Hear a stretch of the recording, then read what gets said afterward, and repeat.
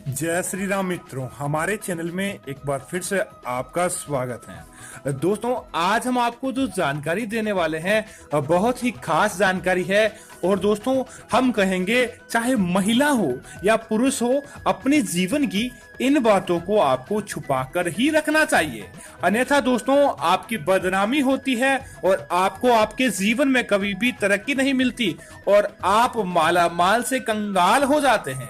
दोस्तों, कुछ ऐसी चीजें होती है हमारे जीवन की जिसे गुप्त रखना ही अच्छा माना जाता है। वैवाहिक जीवन की भी चीजें होती है और सामान्य जीवन की भी चीजें होती है। दोस्तों, अगर हम इन चीजों का बखान करते हैं तो हमारे जीवन में आर्थिक कंगाली देखने को मिलती है और हम अपने जीवन में कभी भी तरक्की नहीं कर पाते हैं। इस वजह से हम आपको बोल रहे हैं कि इन चीजों को आपको कभी भी नहीं बताना चाहिए। बात करते हैं ऐसी कौन सी चीजें हैं। दोस्तों, सर्वप्रथम असफलता।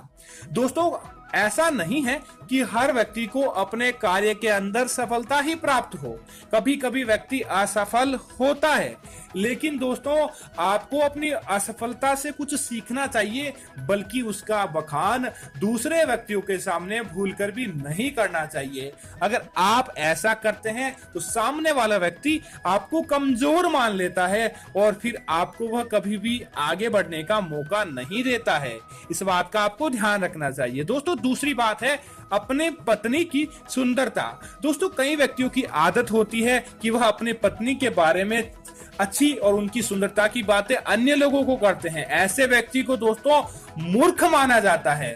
कभी भी अपने पत्नी की सुंदरता का बखान अन्य व्यक्तियों के सामने नहीं करना चाहिए। ऐसा करके आप स्वयं अपने रिश्ते को कमजोर करने लगते हैं और एक समय ऐसा आता है कि क्योंकि दोस्तों जिस प्रकार सुंदरता भी इस प्रकार से कई बार आपके लिए एक सम्मान की दृष्टि भी हो जाती है, तो कई बार हमारे लिए ये दुखों का कारण भी हो सकती है। दोस्तों, जिस प्रकार चंदन के पेड़ पर सर्प पाए जाते हैं, उसी प्रकार सुंदरता के पीछे भी कई व्यक्ति आपके दुश्मन बन सकते हैं। तो इस बात का आपको जरूर ध्यान रखना चाहिए। दोस्तों, इसी तरह अगली जो चीज आती है वह चीज बहुत ही खास है कि कभी भी दोस्तों अपनी कमजोरी को किसी को भी नहीं बताना चाहिए। दोस्तों, हर व्यक्ति की कुछ न कुछ कमजोरी जरूर होती है, जिसकी वजह से उसको अपने जीवन में असफलता देखने को मिलती है, लेकिन आपने अलावा आपको कभी भी किसी को भी अपनी कमजोरी नहीं बतानी चाहिए।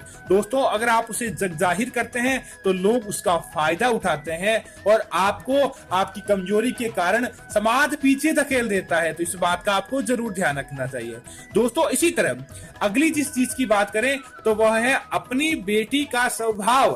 दोस्तों, जो व्यक्ति जिनकी बेटी शादीशुदा है या वह जिनका विवाह करना चाहते हैं, तो आपको इस बात का जरूर ध्यान रखना है कि अपनी बेटी के स्वभाव के बारे में आचार्य चाणक्य के अनुसार कभी भी किसी को नहीं बताना चाहिए। जैसा है उसे छुपा कर रखना चाहिए, नहीं तो आगे चलकर उनके वैवाहिक जीवन में बहुत बड़ी समस्याएं देखने को मिलती है। क्योंकि दोस्तों, ऐसा कोई भी व्यक्ति नहीं है जिनकी बेटियों का स्वभाव गलत है या गुस्सेल प्रवृत्ति है तो उनसे वह विवाह करना चाहेगा, तो आगे जाकर उनको बड़ी समस्या आती है। तो आपको इन व्यवहारों को आपको हमेशा छुपा कर रखना चाहिए, ताकि आपको आपके जीवन में सफलता प्राप्त हो, न कि असफलता प्राप्त हो। दोस्तों, इसी तरह कभी भी जो कई बार व्यक्ति क्या होता है कि अपने दुखों का बखान लोगों के सामने करने लग जाता है। दोस्तों, कभी भी अपने दुखों का बखान अन्य व्यक्तियों के सामने नहीं करना चाहिए। अगर आप ऐसा करते हैं तो आपको हंसी का पात्र बनना पड़ता है, क्योंकि दोस्तों लोग आपको दुख देखकर राजी होते हैं, न कि वह आपकी सहायता करते हैं। तो आपको कभी भी अपने दुखों को दूसरों को नहीं बताना चाहिए।